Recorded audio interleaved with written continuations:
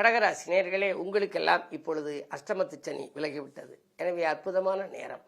அகப்பட்டவனுக்கு அஷ்டமத்தில் சனி என்பார்கள். இதுவரை நீங்கள் பட்ட துயரங்களிலிருந்து இப்பொழுது விடுபடப் போகின்றீர்கள். பொதுவாகவே சனி விலகுகின்ற பொழுது அதற்குரிய சிறப்பு ஸ்தலங்களுக்கு திருநள்ளாருக்கு சென்று நீங்கள் வழிபடலாம். நலமகாராஜாவுக்கு விலகிய இடம் என்பதனாலே நீங்கள் அங்கு சென்றவுடனே உங்களுக்கு குடும்ப முன்னேற்றம் கூடுதலாக இருக்கும். கொடுக்கல் வாங்கல்கள் சிறப்பாக இருக்கும்.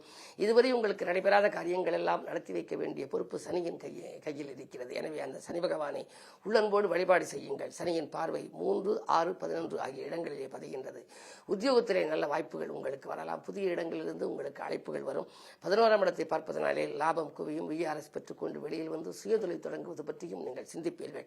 பொதுவாகவே இந்த சனி அஷ்டமத்து சனி விலகியவர்களுக்கெல்லாம் அற்புதமான நேரமாக அமையும். அதே நேரத்தில் 26/5/2026 குரு பயிற்சி நிகழவிருக்கின்றது. அந்த குரு உச்சம் பெறுகிறது உங்கள் ராசியிலே. எனவே அப்பொழுது இன்னும் நற்பலன்கள் உங்களுக்கு கிடைக்கும்.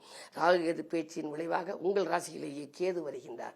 ஞானகாரன் கேது வருகின்ற பொழுது படிப்பு சம்பந்தமாக பிள்ளைகளுக்காகவோ உங்கள் சம்பந்தப்பட்டவர்களுக்காகவோ குடும்ப உறுப்பினர்களுக்காகவோ நீங்கள் எடுத்த முயற்சிகள் கைகூடும். மேல் படிப்புக்காக அயல்நாடு செல்ல வேண்டும் என்று பிள்ளைகள் நினைத்தாலும் வேலை சம்பந்தமாக நினைத்தாலும் அவைகள் கைகூடலாம். பொதுவாக இந்த சனி பயிற்சி உங்களுக்கு அற்புதமான பயிற்சி.